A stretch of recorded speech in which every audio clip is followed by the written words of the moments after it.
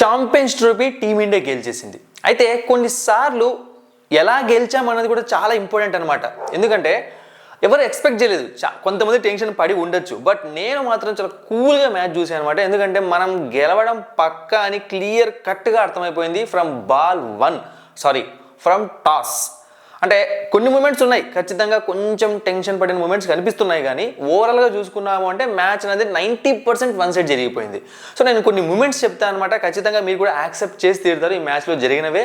And match గెలిచాక Rohit Sharma, Virat Kohli so fantastic bonding అనిపించింది అనమాట. అంటే బేసిక్గా ఈ మధ్య కాలంలో ఇట్లాంటి మ్యాచెస్ గెలుస్తున్నప్పుడు వాళ్ళిద్దరి మధ్య బాండింగ్ మనకు క్లియర్గా కనిపిస్తుంది, కానీ నిన్న మాత్రం ఇంకొంచెం బాండింగ్ పెరిగిందేమో, చూడ్డానికి కూడా చాలా బాగా అనిపించింది అనమాట ఆ ఇద్దరిని. అంటే మీరు బాగా చూశారు అంటే దాండియా ఆడారు ఇద్దరు, మ్యాచ్ అయిపోయాక దాండియా వికెట్ స్టంప్స్తో దాండియా ఆడుతున్నారు. సో అందరూ కలిసి సూపర్గా ఎంజాయ్ చేశారనమాట ఈ విన్నింగ్ మూమెంట్ని. సో ఫస్ట్ మ్యాచ్ ఎలా జరిగింది ఏంటి అని చూసుకున్నాము అంటే టీమిండియా టాస్ ఓడిపోయింది. సో అప్పుడే 20% మ్యాచ్ మనం గెలిచేసాము. టాస్ ఓడిపోతే మ్యాచ్ గెలవడం ఏమైంది అంటున్నారా? నేను ప్రీ వీడియోలు కూడా చెప్పాను కదా, టాస్ ఓడిపోవడమే కావాలి. ఎందుకంటే మన వాళ్ళు టాస్లో ఓడిపోతుంటే అది ఎందుకు మరి, అది ఒక బ్లైండ్ సెంటిమెంట్ అనొచ్చు, ఇంకోటి అనొచ్చు. మనం మ్యాచ్ గెలుస్తున్నాం కాబట్టి టాస్ ఓడిపోవడమే కావాలి, అలానే ఓడిపోయారు. అండ్ నెక్స్ట్ న్యూజిలాండ్ పెట్టిన స్కోర్ అనమాట బేసిక్గా. సో 251, 7 వికెట్స్ పోయాయి అనమాట వాళ్ళవి 50 ఓవర్స్లో. సో ఈ 251 స్కోర్ అనేది మంచి స్కోరే. ఎంత మంచి స్కోరు అంటే మనతో వాళ్ళు ఇట్లా ఇప్పుడు జరిగింది కదా, కొట్లాడగలరు, అంటే గెలుపు కోసం ట్రై చేయగలరు తప్ప ఖచ్చితంగా గెలిచే స్కోర్ కాదు. సో ఒకవేళ వాళ్ళు గెలవాలి అంటే సంథింగ్ ఏదో జరగాలి. సో అలాంటి స్కోర్ ఇది. సో ఒకవేళ ఒక 270, 280 కొట్టి ఉంటే ఖచ్చితంగా అది వాళ్ళకి విన్నింగ్ స్కోర్ అయ్యేది. సో 251 అక్కడ వాళ్ళు ఒక 30% మనకు విన్నింగ్ ఇచ్చేసారు. అంటే 50% మనం ఈ టాస్ వీళ్ళ ఇన్నింగ్స్ అయిపోయాక గెలిచేసాం మ్యాచ్ని. ఇది జరిగిందనమాట. అయితే ఈ ఇన్నింగ్స్లో మనం బాగా చూడాల్సింది ఏంటి అంటే మన బౌలర్స్, ముఖ్యంగా స్పిన్ బౌలర్స్ అనమాట. నేను ప్రివ్యూ వీడియోలో చెప్పాను కుల్దీప్ యాదవ్ని తీసేస్తే బెటర్ ఏమో అని, బట్ అంటే అవుట్ ఆఫ్ ద సిలబస్ అనమాట. ఇంపార్టెంట్ టైంలో వికెట్స్ తీశాడు, ఫెంటాస్టిక్గా బౌలింగ్ చేశాడు, hats off to him.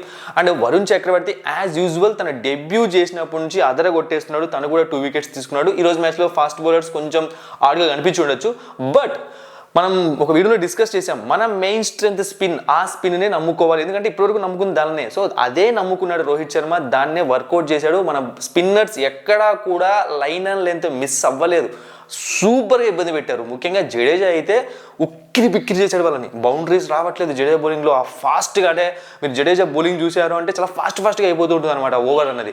So వాళ్ళకి అసలు ఏం చేయాలో అర్థం కావట్లేదు, అలాంటి ఒక బౌలింగ్ అనిపించింది ముఖ్యంగా ఇండియన్ స్పిన్ డిపార్ట్మెంట్ దగ్గర నుంచి.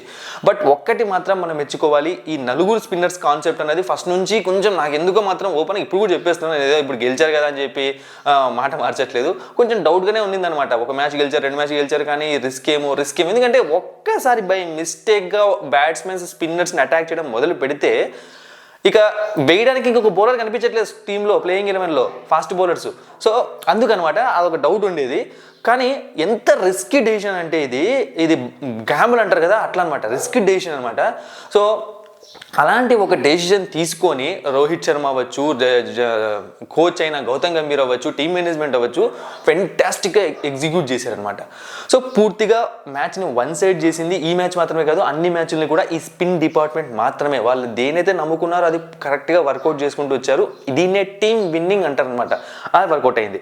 సో ఈ మ్యాచ్లో కాదు కానీ మిగతా ఇంతకుముందు మ్యాచెస్లో షమి కూడా, హార్దిక్ పాండ్యా కూడా అద్భుతంగా బౌలింగ్ చేశారు. సో మొత్తానికి 251 చేశారనమాట. అందులో చూసాము అంటే వీళ్ళ టీంలో బాగా ఆడింది కొంచెం డారెల్ మిచెల్. సో చాలా ట్రై చేశాడు రన్స్ చేయడానికి, అంటే పార్ట్నర్షిప్ని బిల్డ్ చేయడానికి మిగతా వాళ్ళు, బట్ ఇంకా ఎక్కువ స్లో అయిపోయాడు అనిపించింది అనమాట. సో 63 కొట్టాడు అండ్ ఛాన్సెస్ వచ్చాయి. ఇక గ్లెన్ ఫిలిప్స్ లాస్ట్లో, అలాగే మైకిల్ బ్రేస్వెల్ 53. సో ఈ స్కోర్స్ అనేవి వీళ్ళకి బాగా వర్కౌట్ అయ్యాయి. అయితే టీమిండియా క్యాచెస్, ఫీల్డింగ్ చాలా ఘోరంగా చేసింది, దాన్ని మాత్రం మనం ఇక్కడ పాయింట్అవుట్ చేయాల్సిందే. ఇంత వరస్ట్ ఫీల్డింగ్ తెలుసు అసలు. అంటే ఆ ఫీల్డింగ్ చూసినప్పుడు చాలామంది అనుకున్నారు, నాకు కూడా అనిపించింది అప్పుడు, ఏదో జరుగుతోందిరా స్వామి, ఏదో రివర్స్ అయ్యే ఛాన్స్ ఉంది ఈరోజు ఈ మ్యాచ్ అన్న ఒక ఫీలింగ్ అయితే వచ్చింది. అందుకే టెలిగ్రామ్ ఛానల్లో కూడా నేను పెట్టాను మెసేజ్. సో ఇదనమాట పరిస్థితి. ఈ ఇన్నింగ్స్ అయిపోయాక టీమిండియా స్టార్ట్ చేసింది బ్యాటింగ్. ఇంకా రోహిత్ శర్మ, ఈ టోర్నమెంట్లో రోహిత్ శర్మ దగ్గర నుంచి ద బెస్ట్ ఇన్నింగ్స్ రాలేదు.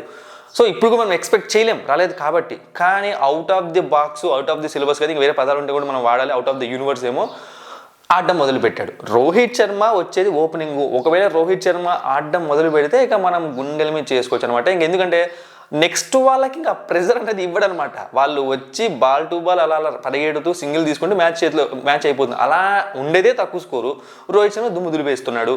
సో ఇంకేముంది, అప్పుడు అర్థమైపోయింది ఈ మ్యాచ్ ఇక మనదే. రోహిత్ శర్మ 6లు కొట్టడం 4 కొట్టడం స్టార్ట్ చేసాక ఇక ఈ మ్యాచ్ మన దగ్గర నుంచి న్యూజిలాండ్ ఏం చేసినా కూడా లాక్కోలేదు. అవతల ఎండ్లో వికెట్స్ పడుతున్నా సరే నాకైతే పూర్తి నమ్మకం వచ్చేసింది ఇంకా లాస్ట్కి విన్నర్గా ఇండియా మాత్రమే కనిపిస్తుంది అని చెప్పి. So Rohit Sharma 76, fantastic captaincy, bowling changes, fantastic batting. ఈ మ్యాచ్, ఈ ఫైనల్ మ్యాచ్ మొత్తం రోహిత్ శర్మ కంట్రోల్లోనే జరిగింది. అది ఇటు కెప్టెన్గా ఇటు బ్యాట్స్మెన్గా తనే గేమ్ని టర్న్ చేసాడు పూర్తిగా. సో సూపర్ అనమాట. 76 రన్స్తో రోహిత్ శర్మ దుమ్ము దులిపేశాడు. ఇక శుభ్మన్ గిల్ 31, విరాట్ కోహ్లీ 1 రన్ మాత్రమే. అయితే శ్రేయస్ అయ్యర్ అంటే మన ఇండియా తరపున ఈ ఇయర్ ఛాంపియన్షిప్లో హైయెస్ట్ రన్ స్కోర్ అనమాట. తను ఆడిన ప్రతి మ్యాచ్లో ద బెస్ట్ ఇచ్చాడనమాట. ఒక టీమిండియాకు ఒక super middle order concrete foundation పడుతుందన్నమాట. విరాట్ కోహ్లీ తర్వాత తినే ఆ ప్లేస్ని టేక్ ఓవర్ చేసే ఛాన్స్ ఉంటుంది. ఇక అక్షర్ పటేల్ కూడా మంచిగానే బ్యాటింగ్ చేస్తున్నాడు, 29. సో మీకు తెలుసు అక్షర్ పటేల్ కొంచెం త్వరగా బ్యాటింగ్కి వస్తున్నాడు. మేబీ అది ఎందుకు అంటే చూడండి అందరూ రైట్ హ్యాండ్ బ్యాట్స్మెన్సే ఉన్నారు. సో కొంచెం అలా బ్లెండ్ చేయడానికి లెఫ్ట్ హ్యాండర్ని తీసుకొని రావడానికి కొంచెం త్వరగా పంపిస్తున్నాను అనమాట. ఎగ్జాంపుల్ జడేజాతో కంపేర్ చేస్తే అక్షర్ పటేల్ కొంచెం క్విక్గా రన్స్ చేస్తాడు అనమాట. అంటే జడేజా సెటిల్ అవ్వడానికి చాలా టైం తీసుకుంటాడు. సో అందుకే జడేజాని ముందుగా అక్షర్ పటేల్ పంపిస్తున్నారు. ఇక కేఎల్ రాహుల్ కూడా మనం ఛాంపియన్స్ ట్రోఫీ స్టార్ట్ అవ్వకముందే చెప్తున్నాం, కేఎల్ రాహుల్ ఉండాల్సిందే టీంలో. తనే ఫెంటాస్టిక్ బ్యాట్స్మెన్ అనమాట. ఆ పొజిషన్స్లో 5, 6 అని చెప్పి సో అలాగే పర్ఫామ్ చేశాడు. ఇక హార్దిక్ పాండ్యా ప్రెజర్ని అంటే బేసిక్గా బ్యాటింగ్ డెప్త్ ఎక్కువగా ఉండడం వల్ల ఎవరు ఏం చేస్తారో న్యూజిలాండ్కి అర్థం కావట్లేదు. సో మనకి చూసే వాళ్ళు కొంతమందికి ఏదో ప్రెజర్ అనిపిస్తుంది, కానీ హార్దిక్ పాండ్యా వస్తాడు 2 6లు కొడతాడు పోతాడు, కేఎల్ రాహుల్ వస్తాడు 4లు కొడతాడు. సో అట్లా పూర్తిగా మ్యాచ్ అనేది వన్ సైడ్ చేసుకుంటే వెళ్ళానమాట. హార్దిక్ పాండ్యా బ్యాటింగ్ మాత్రం అదరగొట్టేస్తున్నాడు, ఆ 6లు కొట్టడం మాత్రం సూపరు. సో మొత్తానికి టీమిండియా చాలా సింపుల్గా ఆడుతూ పాడుతూ ఛాంపియన్స్ ట్రోఫీ 2025ని గెలిచేసింది. అండ్ మ్యాచ్ అయిపోయాక రోహిత్ శర్మ పెద్ద స్టేట్మెంటే ఇచ్చాడు, ఇంకా రిటైర్మెంట్ ఎవరు ఇవ్వట్లేదు అని చెప్పి. సో ఇది తన గురించి మాత్రమే చెప్పలేదు, ఇండైరెక్ట్గా విరాట్ కోహ్లీ గురించి చెప్పాడు, తన గురించి కూడా చెప్పాడు. సో 2027 మిషన్ అన్నది ఆన్లోనే ఉంది. So 2027 one day world cup. ఎందుకంటే మనం వన్డే వరల్డ్ కప్ ఓడిపోయాం, అంటే గెలవాల్సింది. అసలు సింపుల్గా ఆడుతూ పడుతుంది, ఇది ఎలా గెలిచాం అలా గెలవాల్సిందే. ఏదో ఫంక్ అయిపోయి ఓడిపోయాయి అనమాట. సో ఇప్పుడు ఎలా అయితే పర్ఫామ్ చేశారో ఎటువంటి టెన్షన్ తీసుకోకుండా, ప్రెజర్ తీసుకోకుండా 2027 వరల్డ్ కప్ కోసం కూడా రోహిత్ శర్మ ట్రై చేస్తాడని చెప్పి క్లియర్ కట్గా ఒక స్టేట్మెంట్ పాస్ చేశాడు. అయితే ఇక్కడ మనం ఒకసారి చూసుకున్నాము అంటే 2027 అన్నది ఇప్పుడే కాదు, ఇంకా 2 years తర్వాత ఉంది. సో రోహిత్ శర్మ మేబీ ఇప్పుడు రిటైర్ కాకపోయిండొచ్చు, విరాట్ కోహ్లీ ఇప్పుడు రిటైర్ కాకపోయిండొచ్చు. సో అప్పటి వరకు ఇద్దరు ఇదే ఫిట్నెస్ని మెయింటైన్ చేయాలి, ఇదే యొక్క ఏమంటారు షార్ప్నెస్ ఉండాలన్నమాట. చూద్దాం అప్పటికి ఏం జరుగుతుందో, ముందే ఏమీ చెప్పలేము. సో ఆ టైంకి ఎలా ఉంటే అలా, ఎందుకంటే ముందే చెప్పాను అనమాట, ఈ ఏమంటారు ఈ ఛాంపియన్స్ ట్రోఫీ అనేది విరాట్ కోహ్లీకి రోహిత్ శర్మకి డిసైడింగ్ ఫ్యాక్టర్. ఒకవేళ దీంట్లో వాళ్ళు బాగా పర్ఫామ్ చేస్తే ఇంకొన్ని రోజులు ఖచ్చితంగా టీంలో ఉండే ఛాన్స్ ఉంది. అందరూ ఎక్స్పెక్ట్ చేశారు రోహిత్ శర్మ రిటైర్మెంట్ ఇస్తాడు అని చెప్పి. అందుకే రోహిత్ శర్మ బల్ల గుద్ది మరీ చెప్పాడు రిటైర్మెంట్ ఇవ్వట్లేదు అని చెప్పి. సో ఇదనమాట పూర్తిగా మ్యాచ్ అయితే మనం చాలా సింపుల్గా గెలిచేసాము. సో ఎంతమంది హ్యాపీ ఫీల్ అయ్యారు ఈ ఛాంపియన్స్ ట్రోఫీ విన్నింగ్ మూమెంట్తో. సో తప్పకుండా టీమిండియాకు కంగ్రాచులేషన్స్ చెప్పండి కామెంట్ సెక్షన్లో. అంటే వాళ్ళ వరకు రీచ్ కాకపోయినా మీ యొక్క ఆనందాన్ని ఆ విధంగా ఒక సెలబ్రేషన్ చేసుకోండి. Thank you for watching and supporting me.